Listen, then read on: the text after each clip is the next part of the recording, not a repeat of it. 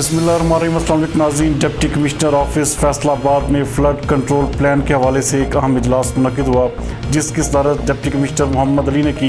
हमारे divisional bureau chief मियां एजाज असलम के मुताबिक इजलास में मुख्तलिफ महकमों के अफसरान भी मौजूद थे।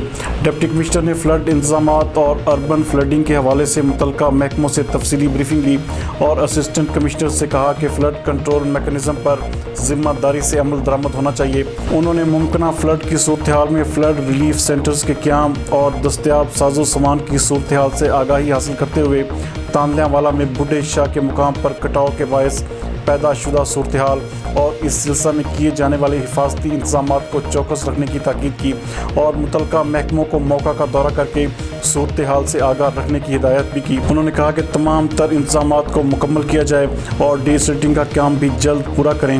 उनका मज़ीद कहना था कि नशेबी इलाकों से बारिशी पानी के तेज़ रफ्तार इखराज के लिए मौसर और ठोस हिकमत अमली वज़ा की जाए।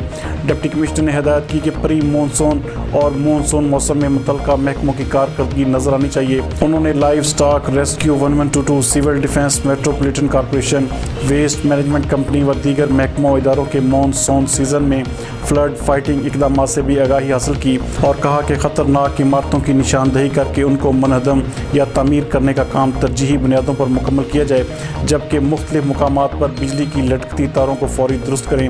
महकमा अनहार के अफसरान ने दरियाओं व नहरों में पानी की सूरत हाल और हिफाजती बंदों की तफसीलात पर ब्रीफिंग दी और दरियाओं की तुग़यानी व सैलाब की सूरत हाल से मुतल्लिक़ अर्ली वार्निंग सिस्टम के बारे में भी आगाह किया, जबकि दीगर महकमों ने भी फ्लड कंट्रोल प्लान पर मुकम्मल ब्रीफिंग दी।